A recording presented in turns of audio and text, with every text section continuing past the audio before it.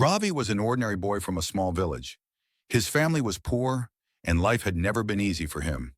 His father worked as a daily laborer, and his mother stitched clothes to support the household. Despite their hard work, money was always short.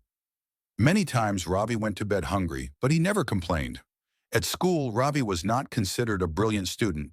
He often struggled with mathematics and science, and his classmates laughed at him when he made mistakes. Some teachers also believed that he would never achieve much in life. He is too slow, they said. He doesn't have the ability to succeed. These words hurt Ravi deeply.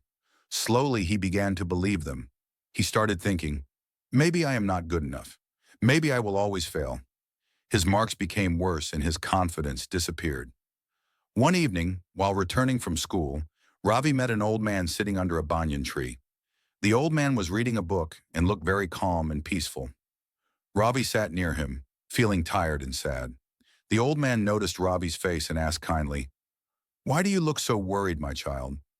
Ravi hesitated, but then he shared everything: his poor grades, the teasing, and his fear of failure. The old man smiled and said, "Do you know the most powerful force in the world?" Ravi shook his head. "Your thoughts," the old man replied. "What you think, you become." Ravi was confused. "How can my thoughts change my life?" The old man closed his book and said, "Let me tell you a story." He explained that two seeds were planted in the same soil. One seed believed, "I can grow tall and strong." The other thought, "I am weak. I will never survive." The first seed grew into a healthy tree, while the second one dried up and died. Both had the same soil, water, and sunlight, the old man said. The difference was their belief. Ravi listened carefully.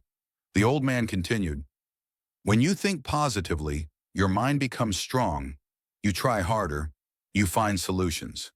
But when you think negatively, you give up before you even start." Ravi felt something change inside him. "But what if I fail again?" Ravi asked. The old man smiled. "Failure is not the end. It is a lesson. Positive thinking does not mean ignoring problems. It means believing that you can overcome them." Before leaving, the old man gave Ravi a small note. On it was written, "I can, I will, I must." That night, Ravi placed the note near his bed. He decided to change his mindset. Every morning, he looked at the note and said the words aloud. At first, it felt strange. His marks did not improve immediately. He still made mistakes. But this time, he did not feel hopeless. Instead of saying, "I am useless," he said, "I am learning." When he couldn't solve a problem, he tried again. When he failed a test, he studied harder. Slowly, his confidence grew. Ravi also stopped listening to negative comments. When others laughed at him, he told himself, "Their words cannot decide my future." Months passed. One day, Ravi surprised everyone by scoring the highest marks in mathematics. His teachers were shocked. His classmates were silent. "How did you do it?" one of them asked. Ravi smiled and said, "I changed the way I think."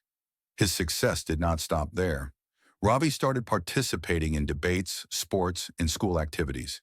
He believed in himself, and others began to believe in him too. Years later, Ravi became a successful engineer. He built roads and bridges for villages like his own. His parents were proud, and his village respected him.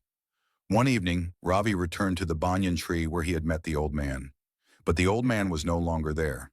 Instead, Ravi saw a small wooden board tied to the tree. On it was written,